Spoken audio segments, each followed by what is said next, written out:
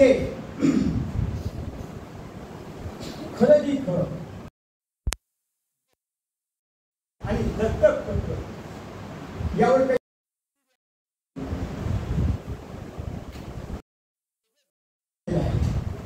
3 विषय म्हणजे तुम्ही फार ओझर ओझर जास्त झालेलं आहे. पण कमीत कमी वेळात अर्जंटची सोय करू.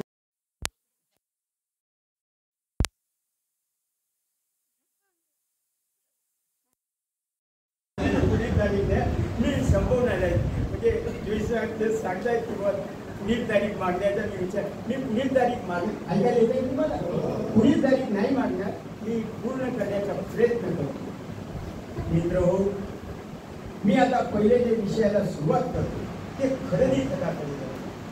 खरेदी खत करताना काय अडचणी येतात आणि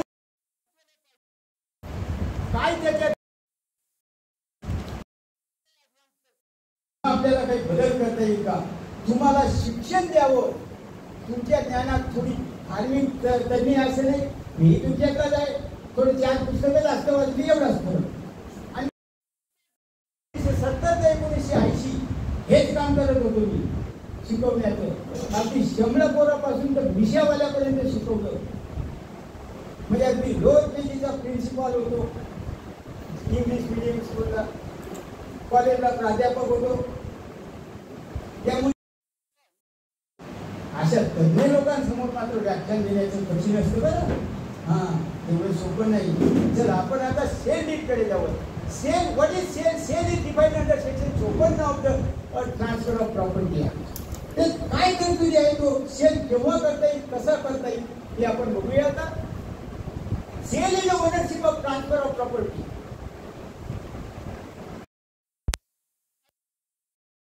काही गमती येतात. पूर्वी जे खरेदी खतं होत होती ते स्टॅम्प वेंडर करत होते, त्यात काही गमती आम्ही बघत होतो.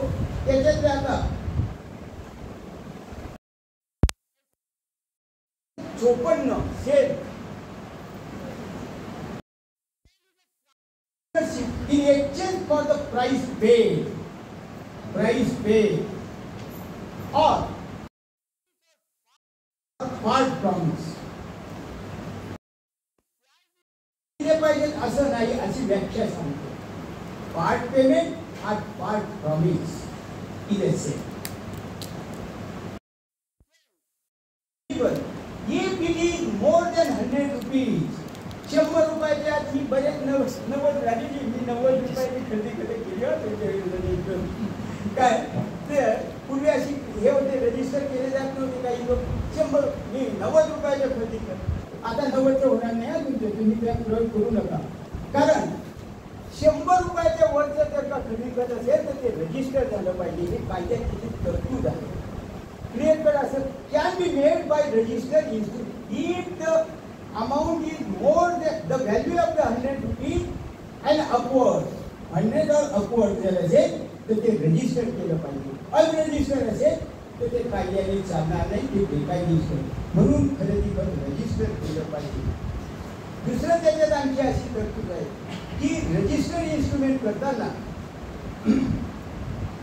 डिलिव्हरी दिली, पजेशन दिलं पाहिजे. म्हणजे अशी की पजेशन काय आता काळजी घेतली पाहिजे खरेदी खत करताना. आज रोजी जी काही तुम्ही किंमत दिली असेल, इतके रुपये किंमत ठरलेली आहे, असे पैसे दिलेले आहेत. पण काळजी घेताना एक काळजी घ्या, रोख देऊ नका. मी बरेच खरेदी खत रद्द केलेली आहे. रोख देऊ नका. तुम्हाला माझ्या पायावर कोणावर पाय आणणार आहे मी हे भाषण करतोय म्हणजे. कारण खरेदी खत रोख पैसे देऊ नका. चेकने द्या, डिमांड ड्राफ्टने द्या किंवा अन्य मोड्स ऑफ बँकांचे जे काही असतील त्याच्याने द्या, जे काही असतील ते. आणि ते चेकचे नंबर टाका त्याच्यात.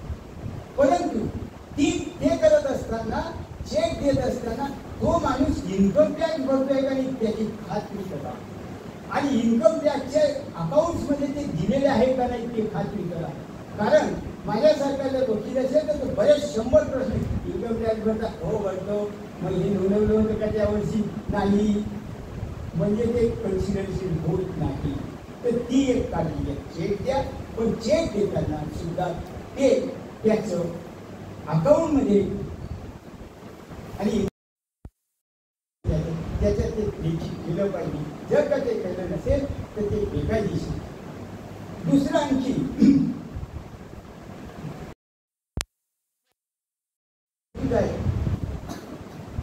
चोपनमध्ये आणखी दुसरी तरतूद अशी आहे की contract of sale for immoral property.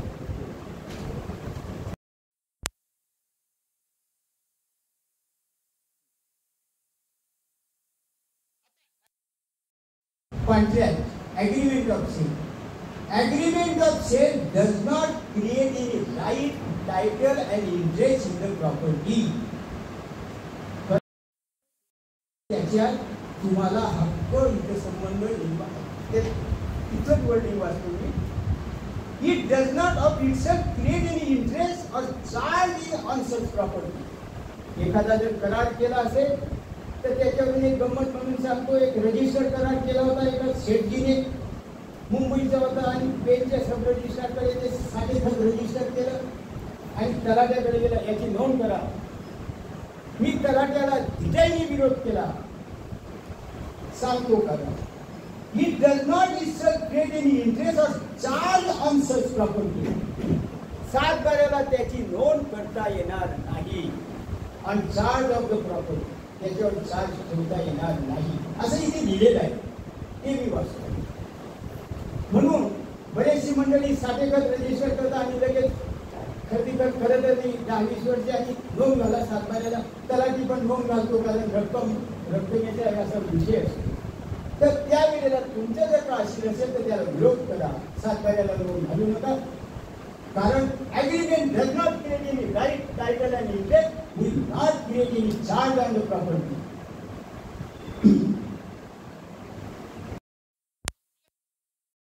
काळजी घेतली पाहिजे. खरेदीखत करताना एक कन्सिडरेशन पैसे दिले पाहिजे, पण ते रोख दिले पाहिजे. रोख न देता काहीतरी ड्राफ्ट म्हणा, चेक म्हणा असे द्या. दुसरं आणखी पोझेशनचा स्पष्ट उल्लेख करा. त्याच्या आज रोजी प्रत्यक्ष जागेवर जाऊन चतुर्सीमा दाखवून तुम्हाला ताबा दिलेला आहे असं वर्णिंग आलं पाहिजे. पुन्हा सांगतो, आज रोजी सकाळी 8 वाजता जागेवर जाऊन प्रत्यक्ष चतुर्सीमा दाखवून तुमच्या ताब्यात ही मिळकत दिलेली आहे.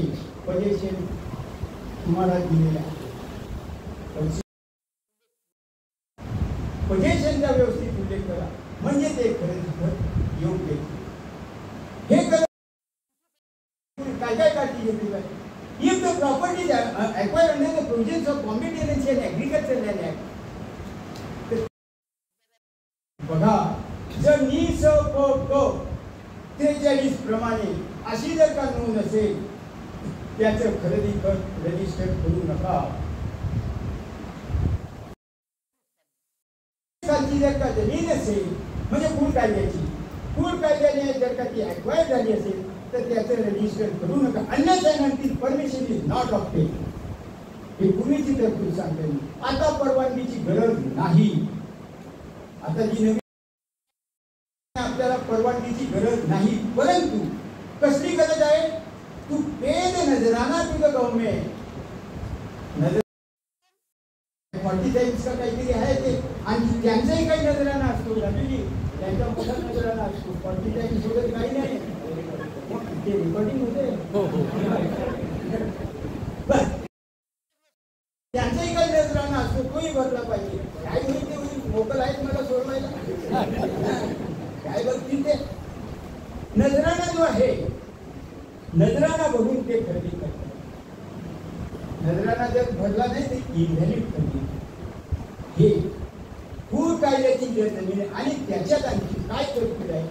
नजराना भरताना 10 वर्षे त्याची झाली पाहिजे अशी तरतूद आहे. 10 वर्षाच्या आत जर असेल तर नजराना घेता येणार नाही. म्हणजे पूर्वीच्याच तरतुदीप्रमाणे तुम्हाला परवानगी घ्यावी लागते. परंतु हे सगळे सर्रास आता नजराना घेत आहे. कारण त्या कायद्यात अशी तरतूद आहे की सेक्शन 43 मध्ये तरतूद अशी आहे की नजराना भरल्यानंतर ते करता येईल. परंतु आता सगळे ते वर्डिंग आहे 10 वर्षे झाली पाहिजे ते हे करून. Transfer portion to be invalid and shall be hold invalid and this.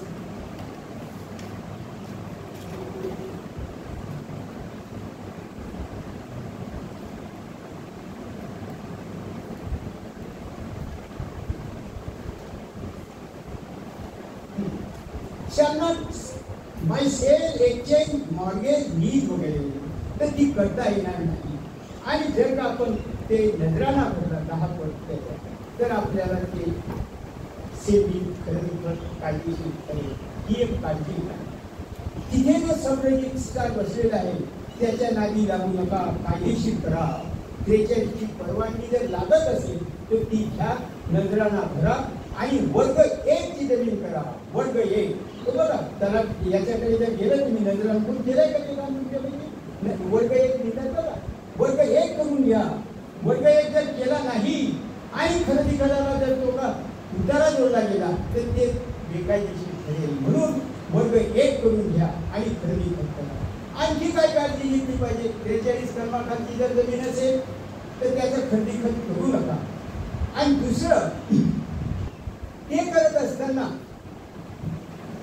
तुम्हाला आणखी सब रजिस्टर कुठे अडवतो? पार्टिशन करू देत नाही.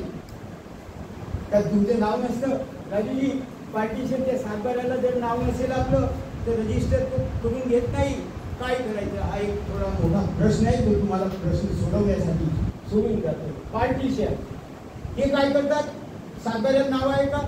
आणि नाव कुठून येणार आहे? बापाचं नाव असेल आणि आम्ही भावंडांमध्ये जर का वाटप करत असू बाप हयात असताना तर तुम्हाला काय अडचण आहे? ते रजिस्टर करून घेत नाही. पार्टिशन केलाय तुम्हाला आलाय का कोणाला अनुभव? सातबाऱ्याचं नाव नसेल तर पार्टिशन करत नाही. आलाय का कोणाला अनुभव? हा आलाय का तुम्हाला? करत नाही ना ते. मग याच्यावर काय करायचं? आपण खरं तर कायद्याने करायला पाहिजे ते नाही. तर त्याच्यासाठी वाटतं अभियुक्त परिषदेने सब रजिस्टरला भेटून काहीतरी प्रयत्न करा. दुसरं त्याच्यात नसेल करत तर त्याच्यावर पडवा काय? आईल सूट फॉर पार्टिशन, वाटपाचा दावा दाखल करा, दुसऱ्या तारखेला तडजोड करून मोकळं व्हा. हा त्याच्यावरचा पर्याय आहे. सूट फॉर पार्टिशन करत नाही ते, मी केलेले आहेत असे काय ते करत नाही. काय करायचं मग? Suit for partition. Suit for partition दाखल करा. दुसऱ्या दिवशी सगळ्या भावंडांना घेऊन आमची तडजोड झालेली आहे आणि कोणतेही तयार आहे तडजोडीला.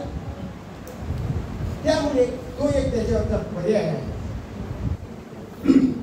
हे झालं 43 सेक्शनची अडचण. दुसरी आणखी अडचण खरेदी खत करताना काय येते?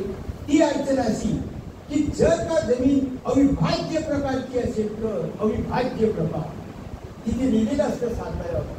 पहिलं मी सांगितलं निसंप्र म्हणजे नियंत्रित सत्ता प्रकार फूट कायदा कलम 43 प्रमाणे म्हणजे फूट कायद्याची जर जमीन असेल तर आपल्याला परवानगी घ्यावी लागते, नाहीतर नजराना भरून ती वर्ग 1 ची करून घ्यावी लागते. दुसरं अविभाज्य सत्ता प्रकार. अविभाज्य सत्ता प्रकार म्हणजे काय? अविभाज्य सत्ता प्रकार म्हणजे जर का under the provisions of Maharashtra land revenue code, Maharashtra land revenue कोडच्या तरतुदीखाली कलेक्टरकडनं ती जमीन दिली जाते. ती कोणाकोणाला दिली जाते? माजी सैनिकांना दिली जाते, स्वातंत्र्य सैनिकांना दिली जाते किंवा अन्य काही व्हेरी इम्पॉर्टंट काही महत्वाच्या व्यक्ती असतील त्यांना दिली जाते. आणि अशा दिलेली जमीन जर असेल तर तिथे एक 7 बाऱ्यात नोंद असते अविभाज्य सत्ता प्रकारची. अशी प्रकारची जर जमीन असेल तिचं खड्डीखत करू नका. टाळा खड्डीखत करण्याचं. परवानगी घ्या. रिसर्च कलेक्टरची परवानगी घ्यावी लागेल. परवानगी मिळते, सहजगत्या मिळते. मला मात्र मिळणार नाही कारण मी आपला असं द्या परवानगी द्या, परवानगी द्या. तुम्ही मात्र तसं करू नका. बघा तिथे काय मिळतं. परवानगी घ्यावी लागेल. अविभाज्य सत्ता प्रकार. दुसरा आणखी कोणतं आहे? नियंत्रित सत्ता प्रकारची परवानगी घेतली पाहिजे. अविभाज्य सत्ता प्रकारची परवानगी घेतली पाहिजे. तिसरा आणखी protect forest. Protect forest. Protect forest पूर्वी ज्या काही जमिनी आहेत प्रोटेक्ट फॉरेस्ट तिथे लिहिलेलं असतं सातबाऱ्यात प्रोटेक्ट फॉरेस्ट. मग अशी जमीन विकत घेता येईल का? नाही. तशी सुद्धा ते लिगायची फॉरेस्ट ऍक्ट त्याला लागू. मग त्याची सुद्धा तुम्ही परवानगी रीतसर घ्या आणि मग खरेदी करा. तिसरं आणखी सिलिंग ऍक्ट. सिलिंग ऍक्टच्या तरतुदीप्रमाणे काही जमिनी मूळ मालकाला परत केलेल्या आहेत सिलिंग ऍक्टचे, आणि त्या सिलिंग ऍक्टच्या जमिनी विकत घ्यायच्या असतील तर त्याचं सुद्धा खरेदी करताना अडचण येते. ती तसं करू नका. त्याचीही रीतसर परवानगी घ्या आणि मगच खरेदी करा. Ceiling act. नियंत्रित सत्ता प्रकार, अविभाज्य सत्ता प्रकार, प्रोटेक्ट फॉरेस्ट आणि सिलिंग ऍक्ट या 4 तरतुदी ज्या आहेत त्या खरेदी करताना फॉलो करा, त्याचं अवलंबन करा आणि त्या 4ही गोष्टीचे तरतूद करून मग खरेदी करा. नाही तर जे खरेदी बेकायदेशीर ठरेल. पण त्याची अडचण सांगतो. पक्षकार घोड्यावर बसलेला असतो, आजच्या आज उद्या, आणि मग आपण सबरेजिस्टला काहीतरी याला पाणी लावून त्याला लोणी लावून ते करून घेतो. तसं करू नका. पक्षकार गेला तरी चालेल, हिताईने विरोध केला, काही 4 पैसे नाही मिळाले काही फरक पडत नाही, नाव बदनाम होता कामा नये. आपला वकिली व्यवसायाला कुठल्याही प्रकारचे हे होता कामा नये. प्रामाणिकपणे करा, विरोध करा. माझ्याकडे जातात असे आमच्या करून घेतोय, करून घे बाबा दुसरीकडनं, तर त्याच्यात काय फरक पडतो. पण आपण करायचं नाही. कायद्यात बसत असेल तेच करा. हे झालं नियंत्रित सत्ता प्रकार, अविभाज्य सत्ता प्रकार, प्रोटेक्ट फॉरेस्ट. ह्या जमिनीची परवानगी घेताना काय काय काळजी घेतली पाहिजे त्या संदर्भात असते. आता हे करत असताना जर का कायदेशीर योग्य पद्धतीने खरेदी केलं गेलं तर ते कोर्टात सहजासहजी बेकायदेशीर ठरत नाही. मेजॉरिटीने मी खरेदी रद्द करण्याचे कोर्टात दावे दिलेले आहेत.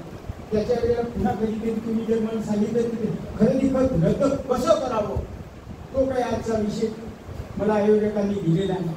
पण तेही मी कधीतरी सांग खरेदी खत कसं रद्द करावं. काय भरपूर दावे दिले आणि रद्द केले. तर ह्या जर अटींचं पालन केलं तर सहजासहजी खरेदी खत रद्द करता येणार नाही. पूर्वीची जी खरेदी खत आहे ती मात्र बरीचशी रद्द केलेली आहे. कारण याचं असं आहे की त्याच्यात कुठेही छसे नाही, काही फोटो नाही किंवा साक्षीदारांचे फोटो नाही. अनेक अडचणी होत्या. भलतंच कोणतरी उभं करून खरेदी खत केलेलं असायचं, त्यामुळे ते कायद्याने रद्द व्हायचं. तर ती आता अडचण बरीचशी दूर झाली. हे झालं खरेदी खताच्या बाबतीत. खरेदी खत करताना काय काय काळजी घेतली पाहिजे ते. आता जाऊया आपण बक्षीस पत्र म्हणजे काय आणि बक्षीस पत्र घेताना काय काळजी घेतली पाहिजे. बक्षीस पत्र is defined under section 122 of the transfer of property act. खरेदी खत विषय संपला. आता बक्षीस पत्राकडे. बक्षीस पत्रात करत असताना काय काय काळजी घेतली पाहिजे त्याकडे.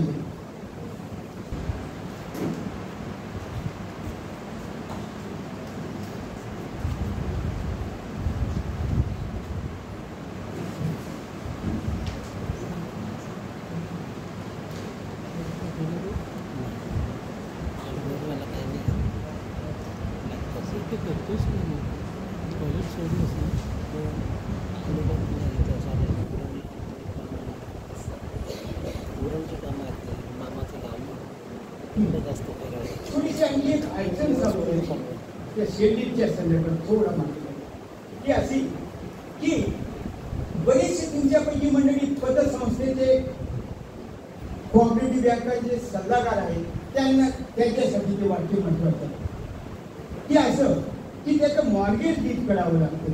तुम्ही जोशी तुम्ही करत असाल ना मॉर्गेज बँकांकडे कोऑपरेटिव्ह बँकेकडे, तर असं करताना काही परवानगी घेतली का ट्रेजरीची? मागतात का ते? खुद्दची असेल तर नाही गरज. खुद्दची असेल तर गरज नाही पडत. कायद्याची परवानगी हो घेऊन करतो. घेऊन करतो. घेऊन सांगतो परवानगी पूर्ण कायद्याची परवानगी जर का पतसंस्था under the provisions of Maharashtra cooperative society 1960 खाली जर का रजिस्टर असेल परवानगीची गरज नाही. करा. मी ज्या वेळेला रायगड जिल्हा मध्यवर्ती बँकेचा संचालक होतो त्यावेळेला तिच्याने विरोध केला होता सब रजिस्ट्रारला. काय तुम्ही लावलं म्हणतात, आमची बँक आहे, कॉपरेटिव्ह आहे काय, आणि कॉप त्याच्यासाठी तुम्हाला तरतूद सांगून देतो कुठे तरतूद आहे तिथे. हा हे बघा त्याच्यात 43 खाली तरतूद आहे. जशी त्या कशी वाचून दाखवतो. ठिकाणी विरोध करा. तुम्हाला पतसंस्थेच्या वकिलांना सल्लागारांना ते विरोध करतात. परवानगी घेऊन या कुठल्याची आहे सांगतो. Provided that no such a period sanction shall be necessary for sale, gift, exchange, mortgage, lease assignment in respect of 10 years before selling, or provided that no such sanction shall be necessary where the land is to be mortgaged in favor of government. Now what's the word? Provided that no such a sanction shall be necessary where the land is to be mortgaged in favor of government. Society registered or deemed to be registered under the Maharashtra Cooperative Society Act for raising a loan for effecting of improvement of supply. 43 खाली clear cut तरतूद आहे. जर का संस्था under the provisions of Maharashtra cooperative act खाली register असेल तर अशा संस्थेने जर का कर्ज दिलं असेल आणि जर का घाण जमीन ठेवायची असेल तर परवानगीची गरज नाही आणि नजराना भरण्याची पण गरज नाही. जे जे लोक महाराष्ट्र कोऑपरेटिव्ह सोसायटी जे पतसंस्थेचे वकील असतील त्यांनी लक्षात ठेवा, गरज नाही हे कलम दाखवा त्यांना. कोऑपरेटिव्ह सोसायटी जर का रजिस्टर असेल तर आपल्याला पूर्ण कायद्याची सोबत मॉर्गेज करता येईल. विरोध करा. जे पण जर का बँका असतील which are under the control of Reserve Bank त्यांना मात्र परवानगी घ्यावी लागेल कारण त्यांची काही इथे तरतूद नाही. ही तरतूद फक्त कॉपरेटिव्ह सेक्टरसाठी आहे. ही काळजी घ्यावी. तिथेही तुम्ही कारण आणि मला सांगा की तुम्ही वाचण्यात सांगितलं, मी फक्त कसलं वाचण्यात सांगितलंय तुम्हाला. If the society is registered under the provisions of Maharashtra Cooperative Society Act 1960 and rules framed under 1961, then only permission is not necessary. But in respect of other banks, permission is must, it is required. हे झालं सेविंगच्या आणि मॉर्गेजच्या बाबतीत की जी नेहमी दैनंदिन तुम्हाला अडचण येते मॉर्गेज करताना. आता जाऊया आपण गिफ्ट कडे. What is gift? आणि गिफ्ट म्हणजे काय, गिफ्ट कशी करता येईल, गिफ्टसाठी काही तरतुदी आहेत का? Gift is defined under section 122 of Transfer of Property Act. या ट्रान्सफर ऑफ प्रॉपर्टी ऍक्टची जी कलम आहे, किती कलम वाचली पाहिजे तुम्ही गिफ्ट करताना? गिफ्ट करताना 122 ते 126 एवढीच फक्त कलम वाचा, बाकीचे वाचण्याची गरज नाही. 122 ते 126 त्याच्यात 122 ते 126 मध्ये काय तरतुदी आहे?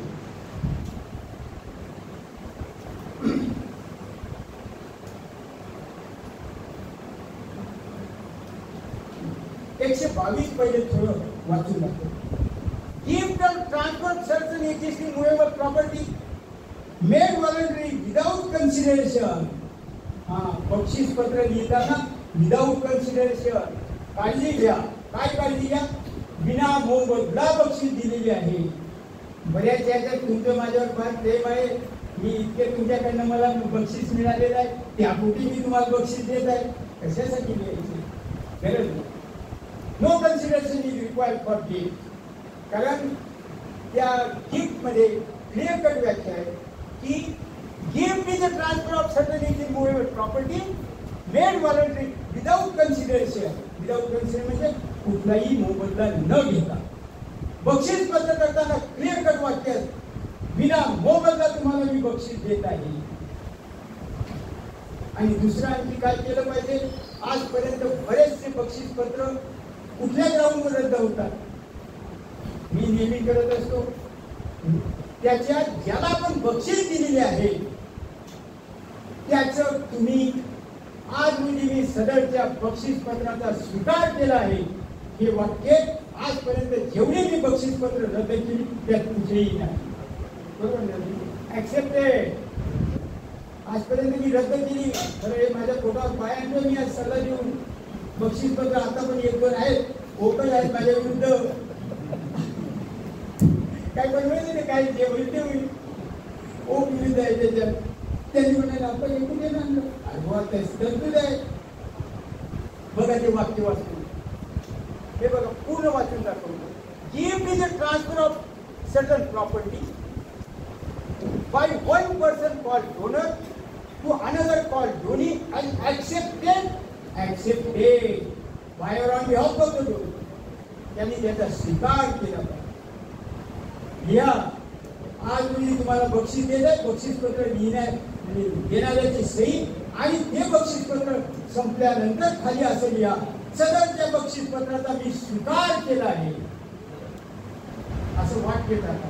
जे कोणी कन्व्हेन्सिंगचं काम करत असतील त्यांनी काळजी घ्या, बक्षीस पत्राचा मी स्वीकार केला आहे. ते जर वाक्य नसेल तर ingredients of gift deed are not fulfilled and the gift deed will be illegal knowledge. स्वीकार केलाय असं वाक्य टाका. बरेचसे लोक टाकत नाही. हे बक्षीस पत्र मारलं सांगतात, दोन मारले नाही आणि काय मारले त्यात ऍक्सेप्टन्स वगैरे काही दिलं नाही, काय मारले. तर तुम्ही त्याचा उल्लेख करा, बक्षीस पत्र करताना तो एक उल्लेख करा. आणि बक्षीस पत्र करताना आणखी काय काळजी घेतली पाहिजे. It shall be by registered instrument only. कलम 123 मध्ये तरतूद आहे. रजिस्टर्ड इन्स्ट्रुमेंट, बक्षीस दिले आहे, बक्षीस दिले, तोडी करू नका. बाय रजिस्टर्ड इन्स्ट्रुमेंट, रजिस्टर्ड दस्ताने करा. आणखी साइन बाय ऍटलिस्ट 2 विटनेसेस, 2 साक्षीदारांचे सह्या. शक्यतो साक्षीदार थकलेले घेऊ नका, म्हातारे घेऊ नका. याचं कारण असं आहे की ते बक्षीस पत्र जर का माझ्याकडे आलं तुम्ही दावा देणार बक्षीस पत्र खोट आहे आणि त्यावेळी तुम्हाला one of the attention witness is required to be examined. Section 68 of Indian evidence आहे. Because one of the attention witness is required. काल याच बात कोण माझ्या युक्तिवाद होता माझ्या विरुद्ध, ते ओळखी काय दिसत नाही. या बिल होतं, one of the attention witness असणार ते द्यावी. कसा बिल झाले, झुंबड झाली, पण मी गरीब असल्यामुळे मी झुंबड करत नाही, सोडून दिली. तर ते तसं करू नका. वन ऑफ कमीत कमी एक साक्षीदार आपल्याला तपासावं लागेल. निदान 10 वर्षात हे जर का आव्हान केलं गेलं तर 10 वर्ष तुम्हाला जिवंत ठेवा, असा ठेवा. थकलेला घेऊ नका. वीर करताना ती काळजी घ्या. काय एका विषयावर वीरवट करताना दिस इज नॉट वीर. त्याच्यात व्यवस्थापत्र शब्द आहे. राजूजीचं आमचं 30 वर्षात लोकांनी एक दावा चालवला होता. 30 पेक्षा जास्त 45 सोडा घर. डीड ऑफ सेटलमेंट, व्यवस्थापत्र, मराठी व्यवस्थापत्र. तर ते व्यवस्थापत्र लिहिलं होतं. तर तसं व्यवस्थापत्र वगैरे शब्द टाकू नका, मृत्यूपत्र लिहा. कारण व्यवस्थापत्र is defined under section 2B of specific relief act. Settlement. What is settlement? Settlement is a instrument, not being a will. Will नाही. त्याला हाच मी वाद काल केला. त्याला will व्यवस्थापत्र आहे. शब्द व्यवस्थापत्र लिहिलं होतं. हा काही विषय नाही मला दिलेलं तुम्ही व्यवस्थापक आहे. will लिहिलेलं व्यवस्थापत्र हे बेकायदेशीर. ही एक काळजी. तर ऍक्सेप्ट बक्षीस पत्र करताना विनामुबरला लिहा आणि ऍक्सेप्टेड लिहा त्याच्यावर, मी त्याचा स्वीकार केला आहे. तिसरं 2 साक्षीदार घ्या, पण ते त्याला समर्थ साक्षीदार घ्या. म्हातारे थकलेले आजारी शक्यतो नको. एखादा तरुण ठेवा, एखादा म्हातारा गेला तर गेला, पण जो तरुण असेल तो ते जिवंत राहील. कारण बक्षीस पत्राला आव्हान देण्याची शक्यता नाकारता येत नाही. कारण ते गुप्तुबच केलेलं असतं.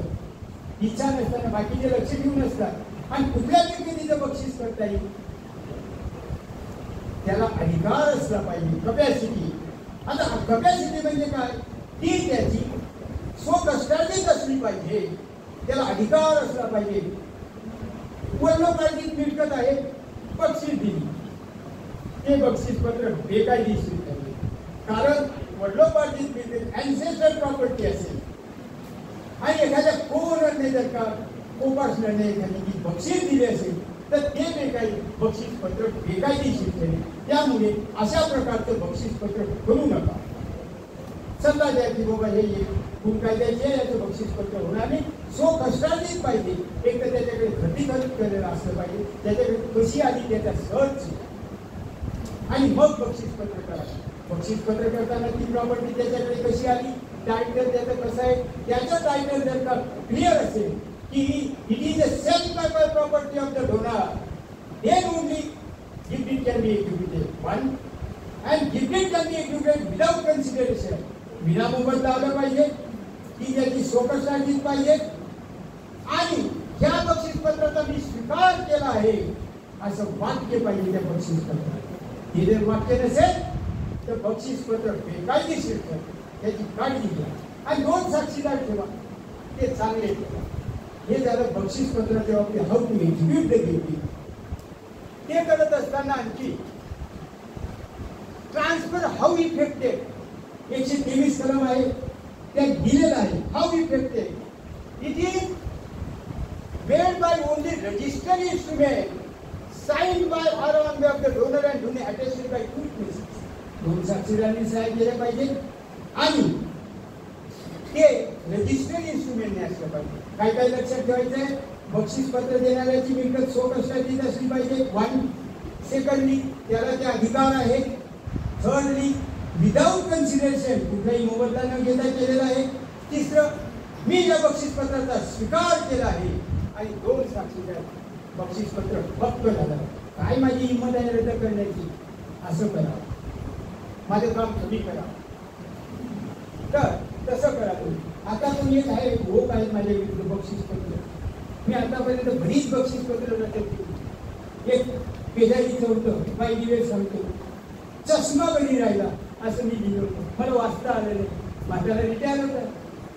चष्मा कधी राहिला हे काही कारण नाही आहे का, पण बेकायदेशीर ठरवून ते काही कारण नव्हती त्याची. तर तसं होतं काम. आणि आता पण एक बक्षीस पत्र राजीखुशीने झालेलं आहे. मी गावातील बेकायदेशीर ठरवा आणि ते ठरण्याची शक्यता आहे. कारण आहेत काही ग्राउंड त्यात तो आता निषेधी काय ते सबडिवाईज आहे कोर्टात आणि कोर्ट साहेब विरुद्ध आहे, त्यामुळे मी काही बोलणार नाही. आपण आता ते कसं रजिस्टर करायचं त्या संदर्भात सांगितलं.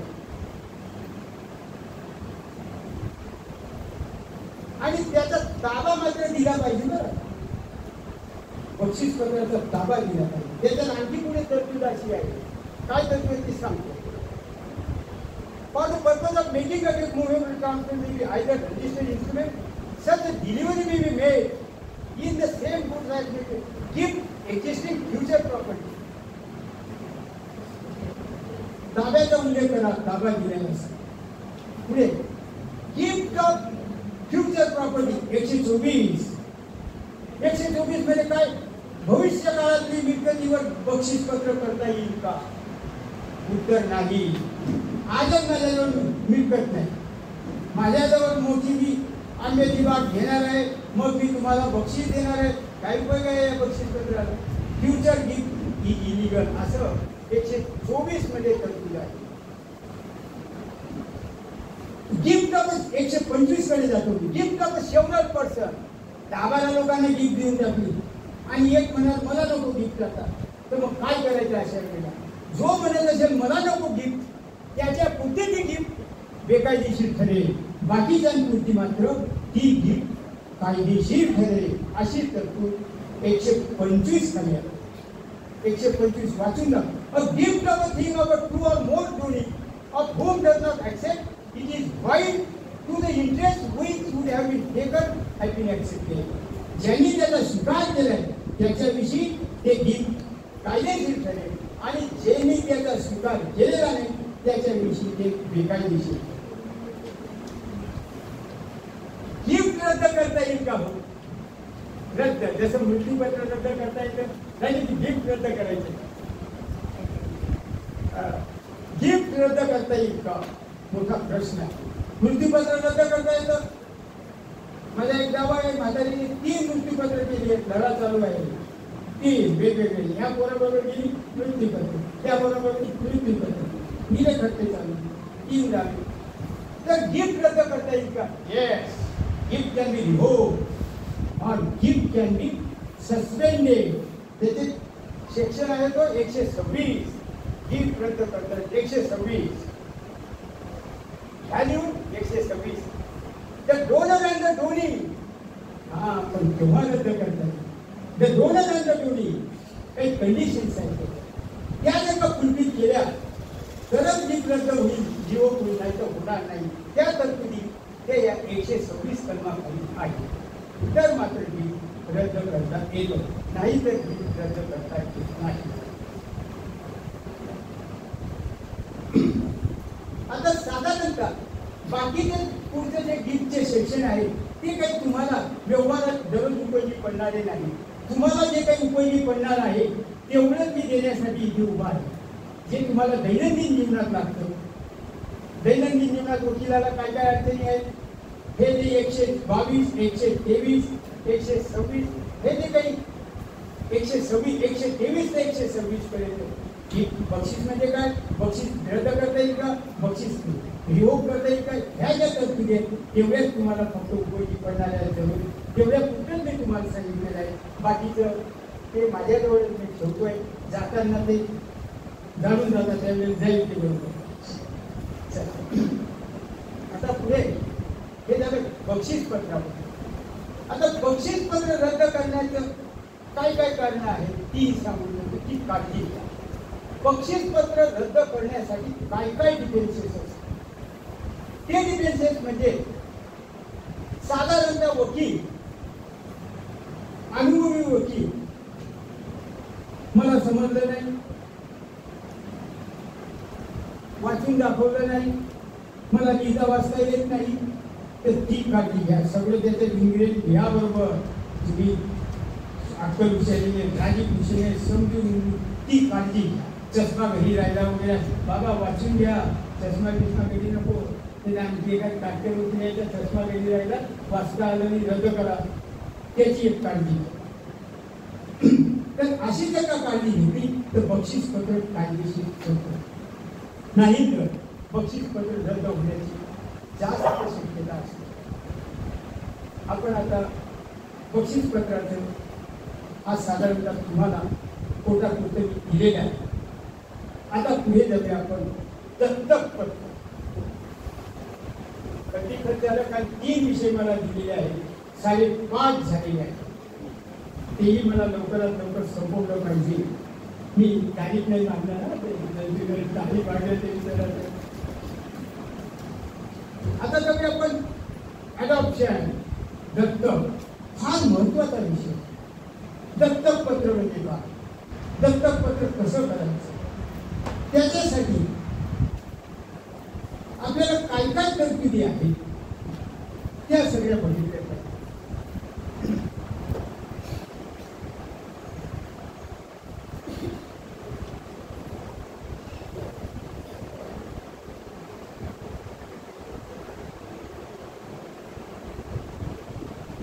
आता या तरतुदी कुठे माहिती पाहिजे आपल्याला? त्या आहेत Hindu adoption and maintenance act.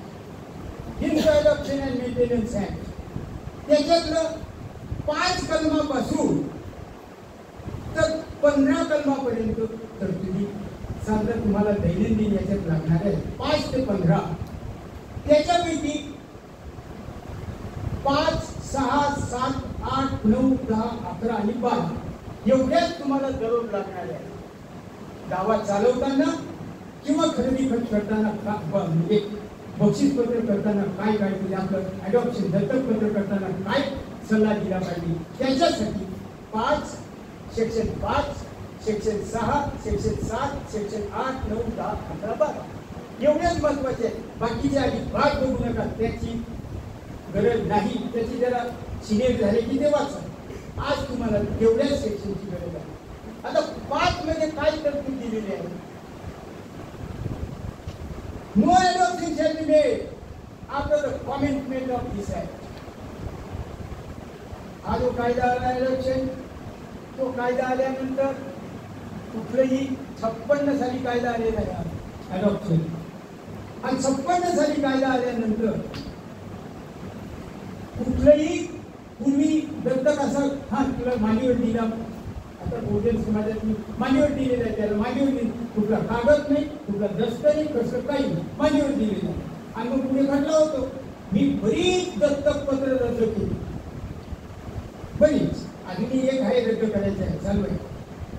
तर तसं होता का म्हणजे काय काळजी घेतली पाहिजे? 56 साली कायदा जो आला त्या तरतुदीप्रमाणे जर का बक्षीसपत्र दत्तक पत्र असेल तरच ते कायदेशीर ठरतं, नाही तर ते बेकायदेशीर. 56 पूर्वी काय तरतूद होती? मग ओल्ड हिंदू लॉ होता. ओल्ड हिंदू लॉ मुसलमान कायद्यात दत्तक घेण्याची मात्र तरतूद नाही. माहिती आहे का तुम्हाला? हे म्हणजे माहिती आहे तुम्हाला? मुसलमान कायद्यात आणि ख्रिश्चन धर्मात दत्तक घेण्याची तरतूद नाही. दत्तक घेण्याची तरतूद फक्त हिंदू, जैन, बुद्धिस्ट अँड सिख हे झाले हिंदू, त्याच्यातच तरतूद आहे. बाकीच्यांमध्ये दत्तक घेण्याची तरतूद नाही. तर दत्तक घेताना काय काळजी घेतली पाहिजे? प्रायव्हेट ओल्ड हिंदू लॉ होता. ओल्ड हिंदू लॉ मध्ये काही तरतुदी होत्या, परंतु हा जो कुडीपाई हिंदू लॉ झाला, हा कुडीपाई हिंदू लॉ 56 साली झाला. त्यापूर्वी काही प्रयत्न झाले ते का? हो, प्रयत्न झाले. ती थोडंसं बाई वे जाताना सांगतो. 1952 साली असा प्रयोग झाला होता. हे जे कुडीपाई Hindu section act, Hindu maintenance and guardians act, Hindu adoption act, हे 56 साली सर्व कायदे आहेत. त्यापूर्वी काही प्रयोग झाला होता का असा कायदा करण्याचा? हो, झाला होता. 1952 साली ज्या वेळेला पहिली लोकसभा अस्तित्वात आली भारतीय राज्यघटनेप्रमाणे, त्यावेळेला असा प्रयोग झाला होता. आणि तो प्रयोग म्हणजे डॉक्टर बाबासाहेब आंबेडकरांचे Hindu code bill. Hindu code bill मध्ये ही तरतूद होती. पण त्यावेळेला जे पार्लमेंटमध्ये खासदार होते ते थोडे सनातनी विनंतीचे असल्यामुळे हिंदू कोड बिल बाबासाहेबांचे नापास झालं. आणि बाबासाहेब कायदा स्वतंत्र भारताचे पहिले कायदा मंत्री असताना त्यांनी राजीनामा दिला. पहिला माणूस की जो राजीनामा, आता लाखामागूनही कोणी घरी जात नाही. तर नाही, त्यावेळेस यांनी पण रेल्वेचा अपघात झाला होता, शास्त्री पंतप्रधान होते, इमिजिएट राजीनामा दिला होता. बिहारमध्ये रेल्वेचा अपघात झाला होता, ते रेल्वे मंत्री होते, इमिजिएट. अशी माणसं, श्री देशमुख आपल्या जिल्ह्यातले अर्थमंत्री होते, तात्काळ राजीनामा. आता मात्र कोणी राजीनामा द्यायला, लाथा मारल्या तरी कोणी देणार नाही. तरी विषयाकडे होते आपण, विषयाकडे. तर हे जे आहे हा प्रयोग झाला होता हिंदू कोड बिल मध्ये. हिंदू कोड बिल मध्ये आज जे हिंदू वारसा कायदा आहे 1956, त्या ज्या काही तरतुदी आहेत त्या थोड्याफार प्रकारे हिंदू कोड बिलातल्याच आहे. हा थोडासा इतिहास झाला, त्याचा आपण काही घ्यायचं नाही. आपण जेवढ्या मूळ सेक्शन 5 कडे. Now let us see section 5. Section 5 मध्ये no adoption shall be made after the formation period. 56 कायद्यानंतर कुठलेही जर का दत्तक पत्र करायचं असेल, दत्तक घ्यायचं असेल तर ह्या कायद्याच्या तरतुदीप्रमाणे केलं पाहिजे, नाही तर करता येणार नाही. आणि जर केलं तर ते बेकायदेशीर ठरतं. त्यात आणखी and adoption which is void shall be नाही. आणि जर का ते बेकायदेशीर असेल, it will not create any right and interest in the property to the adoptive son. त्याला कुठलाही अधिकार मिळणार नाही. म्हणून हे सेक्शन 5 मध्ये आहे. Clear cut. No adoption shall be valid. कुठलेही व्हॅलिड धरता येणार नाही या तरतुदी जर केल्या नाहीत तर. तरतूद one of the essential ingredients of valid adoption. कायदेशीर दत्तक पत्राच्या तरतुदी कोणत्या? या 6 कलमामध्ये आहेत. काय काय तरतुदी आहेत बघूया आपण आता. 6 कलमामध्ये तरतुदी. दत्तक पत्र कायदेशीर कसं असेल त्याची तरतूद 6 कलमामध्ये आहे. त्या 6 कलमामध्ये पहिलं आहे the person adopting has the capacity. जो दत्तक घेणार आहे त्याच्या जो कपॅसिटी असली पाहिजे. कपॅसिटी. आता व्हॉट इज कपॅसिटी? वर्डिंग असं आहे the person adopting has the capacity. जो दत्तक घेत आहे त्याची कपॅसिटी असली. पण what is capacity? Capacity is defined under section 7 आणि 8. चला बघूया सेक्शन 7 आणि 8. सेक्शन 7 आणि 8 मध्ये काय दिलेलं आहे? Capacity of a male Hindu taking in adoption. एखादा जर का हिंदू सज्ञान असेल तर त्याला दत्तक घेण्याचा अधिकार आहे. सेक्शन 7 वाचून दाखवतो. any male Hindu who is of a sound mind and is not minor has a capacity to take son or daughter. मुलगा दत्तक घेता येईल, मुलगी दत्तक घेता येईल. कपॅसिटी हे 7 कलमाखाली तरतूद आहे. 7 कलम बघा. नंतर बायांना दत्तक घेता येईल का? हो, बायकांना दत्तक घेता येईल. ही माणसांची झाली तरतूद 7 मध्ये.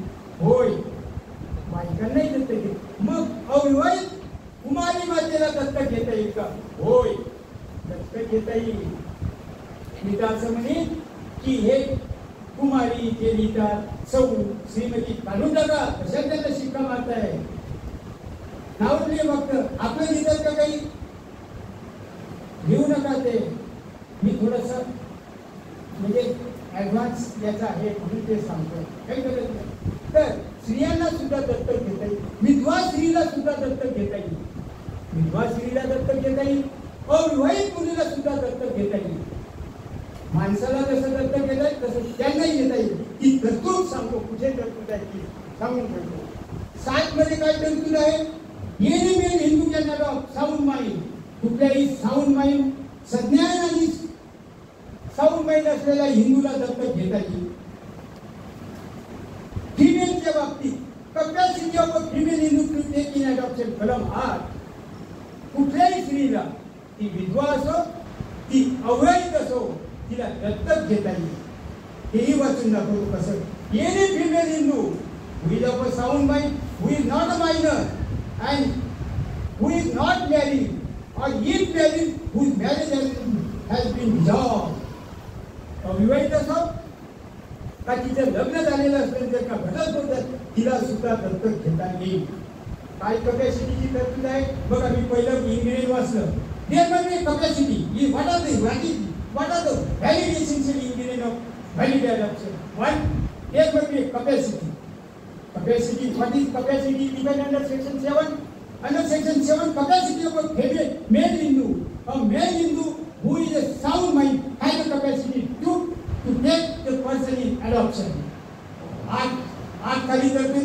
Any male, any female who is a married, unmarried, if married, but divorcee, she has the capacity to take person in adoption. He has the capacity.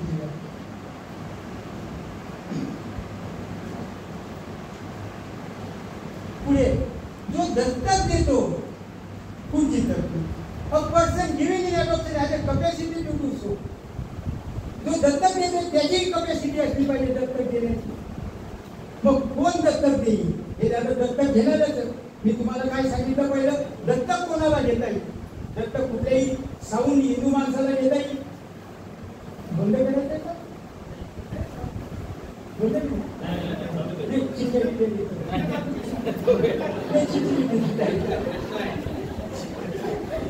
तुमच्याकरता प्रश्न येत आहे. थोडस थांबवतो.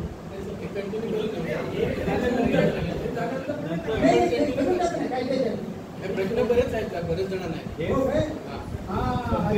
मी रद्द केलेला आहे. अज्ञानाला खतीखत करता येत नाही, अजिबात नाही. त्याच्यासाठी तरतूद आहे. मी आताच एक 5-6 महिन्यापूर्वी एक अर्ज केलेला आहे. डिस्ट्रिक्ट कोर्टात अर्ज करता येतो. परमिशन टू ट्रान्सफर द अज्ञान of minor sharing the property. हे खूप नंतर आपण तुमच्या लेक्चरच्या आता ते तसंच बोलले की आज तुम्ही हा विषय पूर्ण करा. तोपर्यंत ह्यांचे अजून प्रश्न जे असतील ते सगळे एकत्र करून मग त्याची उत्तरं पुढच्या लेक्चर. तुम्ही माझ्याकडे जास्तीत जास्त what are the essential ingredients of valid adoption? Valid adoption कशाला म्हणायचं? त्याच्यासाठी कपॅसिटी असला पाहिजे. कपॅसिटी म्हणजे सेक्शन 7 मध्ये तरतूद आहे. कुठल्याही सज्ञान हिंदू माणसाला दत्तक घेता येईल. कुठल्याही हिंदू महिलेला, ती विवाहित असो, अविवाहित असो, घटस्फोटीत असो, तिलाही दत्तक घेता येईल. मग आता पुढे प्रश्न राहिला, the person living in adoption has a capacity to do so. जो दत्तक देतो, हे दत्तक घेणाऱ्याचं नाही, त्याची कपॅसिटी असली पाहिजे दत्तक देण्याची. असं इथे तरतूद आहे. दत्तक देणाऱ्याची कपॅसिटी असते. आणि नाव what is capacity? Capacity is define under section 9, म्हणजे see section 9, capacity of a person.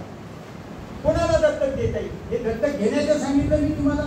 आता कोणाला दत्तक देता येईल त्याची कपॅसिटी असली पाहिजे. आता what is capacity? Capacity is define under section 8 of the Hindu guardians, Hindu adoption and maintenance act. बघूया आता section 8, capacity of a female in sorry section 9 section 9, person capable of giving in adoption, no person except the father or mother. कोणाला दत्तक देता येईल? Except the father or mother. Mother आणि वडील और of a guardian of a child have the capacity to give a child in adoption. दत्तक कोणाला देता येईल? एक तर आईला देता येईल, वडिलांना देता येईल, किंवा अज्ञान पालन करता जो कोणी असेल त्याला दत्तक देता येईल. तीनच लोकांना दत्तक. जसं दत्तक घेताना मी प्रकार सांगितले. दत्तक घेताना माणसाला दत्तक घेता येईल, कुठल्याही हिंदू माणसाला सज्ञान असला पाहिजे, हिंदू असला पाहिजे, त्याला दत्तक देता येईल. स्त्री अविवाहित असो, विवाहित असो, घटस्फोट तिलाही दत्तक गेले. दत्तक कोणाला देता येईल? कलम 9 मध्ये सांगितलेलं आहे की दत्तक घेणारा जो आहे तो, दत्तक देणारा जो आहे तो बाप असला पाहिजे, आई असली पाहिजे. आई, बाप किंवा guardian appointed by the court, किंवा जो अज्ञान पालन करता पालक आहे त्याला दत्तक घेण्याचा अधिकार आहे. तीनच लोकांना अधिकार आहे दत्तक घेण्याचा. एक आई, वडील आणि गार्डियन ऑफ द बॉय त्याला देतो. मग हे देत असताना पुढे आणखी त्याच्यात subject to the provisions of section 1, the father if alive alone have the right to give in adoption. बाप जर का जिवंत असेल तर त्याला एकट्याला अधिकार आहे दत्तक देण्याचा. पण पुढे प्रोव्हिजन आहे, but such rights shall not exercise with the such rights shall not exercise save with the consent of the mother unless the mother has a capacity. आईची संमती असली पाहिजे. दत्तक पत्र करताना एक काळजी घ्या. दत्तक घेणाऱ्याचं नाव लिहिताना आणि दत्तक घेणाऱ्याचं त्या आईची संमती घ्या त्या पोराची. जर ती संमती घेतली नाही तर ती अडचण येईल. तिची संमती घ्या विथ द कन्सेंट. आणि समजा 2 बायका असतील असेही तरतूद आहे, त्या दोघींची संमती ते पुढे वाचून दाखवतो. The with the consent unless mother is capacity. आणि जर का मग वडील मयत झाले असतील तर मग आईला दत्तक देता येईल का? एकट्या आईला होय. वडील मयत झाले असतील मुलाचे तर आईला सुद्धा दत्तक देता येईल. जसं आईला स्त्रियांना दत्तक घेण्याचा अधिकार आहे तसा दत्तक घेण्याचा पण अधिकार आहे. ते कलम 9(3) मध्ये ती तरतूद आहे. The mother may give the child in adoption if the father is dead. जर वडील मयत असतील किंवा घटस्फोट केलेला असेल तर आईला दत्तक देण्याचा अधिकार आहे. आता बघा, आई वडील जर नसतील तर वडिलांना देण्याचा अधिकार with the consent of the mother. आणि जर एकटीच आई असेल तर तिला सुद्धा दत्तक देण्याचा अधिकार आहे. समजलं सगळं? पुढे मग ज्याला आई पण नाही, वडील पण नाही, मग अशा तर काय करायचं? मग कोणी दत्तक द्यायचं? त्याच्यासाठी 9(4) कलम 9(4) मध्ये तरतूद आहे. अशा माणसाला कोण दत्तक? where both the father and the mother are dead, then the guardian appointed by the court. अशा वेळेला ही तरतूद सेक्शन 9(4) मध्ये आहे. Guardian appointed by the court. 3 लोकांना दत्तक घेण्याचा अधिकार आईला देता येईल, वडिलांना देता येईल आणि guardian appointed by the court. ही तरतूद सेक्शन 9 मध्ये.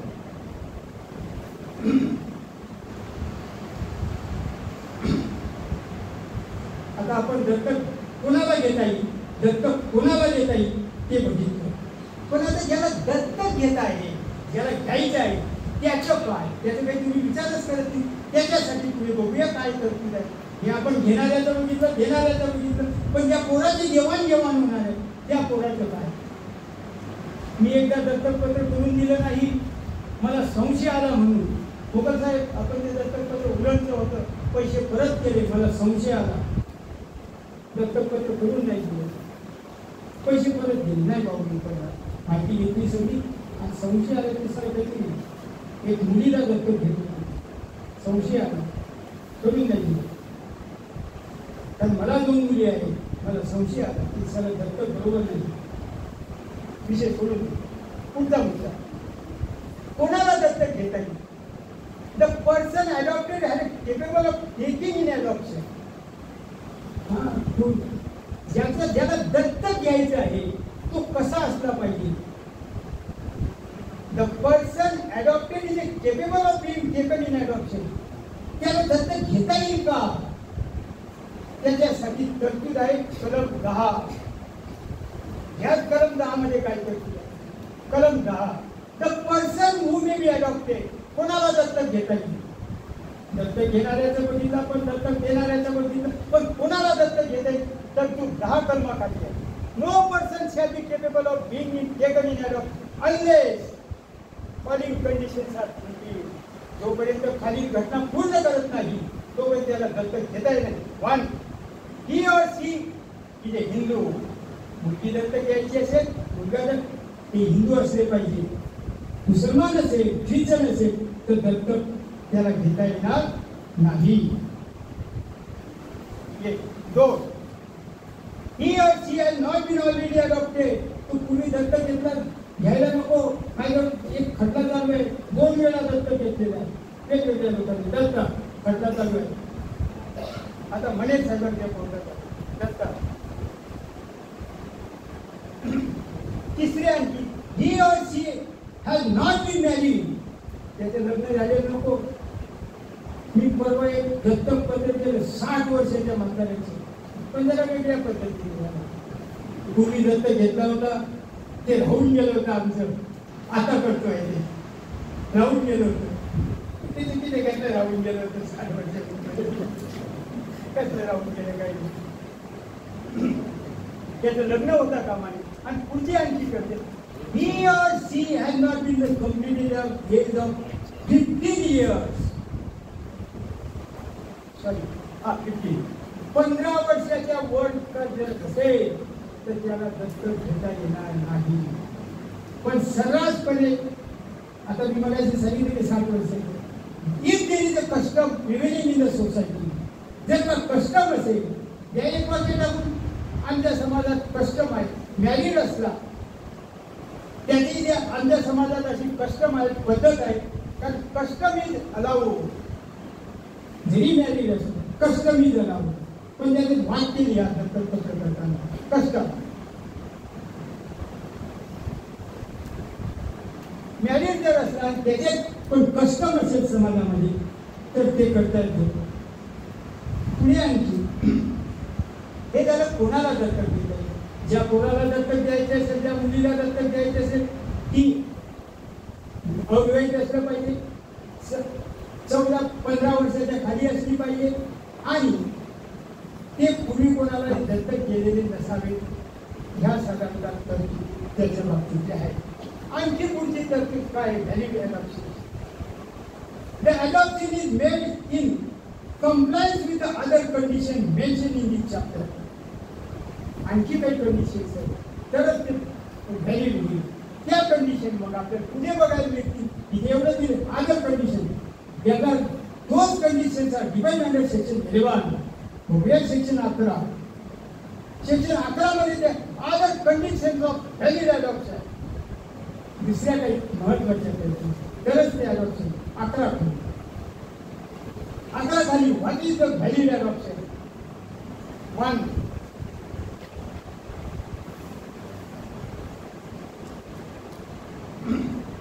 त्याच्यातली पहिली तरतूद असेल, if the adoption is made of a son. जर का मुलाचं अडॉप्शन असेल, मुलगा दत्तक घेतला असेल, the adoptive father or mother by whom the adoption is made must have not been a son. दत्तक घेतला पूर्वी 2 पोरं आहेत आणि दत्तक घेतलं. हे दत्तक साधारणतः आता बरीच घेतात ते नॉन क्रिमिनलच्या साठी. नॉन क्रिमिनल हे आता हिचं पण होतं ना, की खासदार आता अलीकडे दत्तक हा कसं दत्तक घेतलेलं नॉन क्रिमिनलचा दाखला दिला म्हणून दत्तक दिलेलं किंवा ग्रामपंचायतीची निवडणूक लढवताना बरेच दत्तक पत्र होतात. तर त्यातील 2 मुलांनंतर निवडणूक लढवता येते दत्तक दिलेली आहे देतात कोणाकडे दत्तक. तर तसलं काही करू नये दत्तक. तर त्यासाठी तो दत्तक दिलेला अर्धसा ही एक condition. The father of the mother the adoptive if the adoption son is of son adopted father must have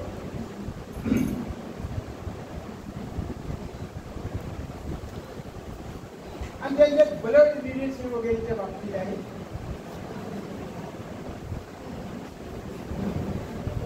दुसऱ्या काही तरतुदी पण आणखी एक तरतूद महत्वाची आहे. If the adoption is made of a Hindu, if the adoption is made by a male and the person to be adopted is a female, पुरुषांनी जर का एखाद्या मुलीला दत्तक घेतलं असेल तर त्यात तरतूद दिलेली आहे. काय तरतूद आहे? The adoptive father at least 21 years older, 21 वर्षाचं अंतर असलं पाहिजे त्यांच्यामध्ये. ते माझी मुलगी आहे कसली मुलगी आहे काय नाही, 21 वर्षाचं अंतर असलं पाहिजे. आणि बाई दत्तक घेत असेल तर तिच्यात आणि जो दत्तक मुलगा घेत असेल त्याच्यात 21 वर्षाचं अंतर असलं पाहिजे. अशा काही तरतुदी 11 कलमाखाली दिलेल्या आहेत. या साधारणतः 5 ते 11 कलमापर्यंत तुम्हाला तरतुदी या तुम्हाला पोटापुरते देश आहे. या साधारणतः दैनंदिन व्यवहारात तुम्हाला लागणार आहे. पण आणखी एक जाता एक छोटीशी तरतूद. What are the effect of valid adoption, त्याचा परिणाम काय होईल, इफेक्ट कसा होईल, हे कलम 12 मध्ये तरतूद आहे. त्या दत्तक घेतलेल्या मुलाला ज्या माणसाने दत्तक घेतलेल्या त्या कुटुंबातील सगळे अधिकार प्राप्त होतील आणि जी त्याची मूळ फॅमिली आहे त्या मूळ फॅमिलीमध्ये त्याचे अधिकार नष्ट होतील. ही कलम what is the effect of valid adoption. ज्या कुटुंबात तो दत्तक घेतलेला आहे त्याला सगळे अधिकार प्राप्त होतील आणि ज्या कुटुंबातून तो दत्तक केलेला आहे त्या कुटुंबातले त्याचे सगळे अधिकार नष्ट होतील. What are the essential, what are the effect of valid adoption, हे कलम 12 मध्ये. आतापर्यंत मी तुम्हाला दत्तक पत्र कसं करायचं, दत्तक कोणाला घेता येईल कोणाला घेता येणार नाही या संदर्भातल्या तरतुदी सांगितल्या. दुसरं what are the effect of valid adoption, त्याचे काय परिणाम होतील तेही सांगितलं. आणि आजचं हे व्हॅलिड अडॉप्शनच्या संदर्भातलं जे विषय होता तोही संपलेला. तुम्हाला दिलेला शब्द मी पूर्ण केलं. कोण झालं, खरेदी खत झालं, बक्षीस पत्र झालं आणि दत्तक पत्र झालं. साधारणतः तुम्हाला दैनंदिन जीवनात एवढं जे काही दररोज लागणाऱ्या ज्या गोष्टी आहेत त्या दिलेल्या आहेत. बाकीच्या काही मी त्या माझ्याच खिशात मी ठेवलेल्या आहेत. ते दत्तक पत्र रद्द कसं करण्यास त्या मात्र मी ठेवलेल्या आहेत, त्या तुम्हाला दिलेल्या नाही. काय प्रश्न आहे ते पुढच्या तारखेला का आता तुमचं मी माझे काही मी तुम्ही सांगाल कसं प्रश्न असतील शंका आहेत तुम्ही सांगाल तसं माझे काही मी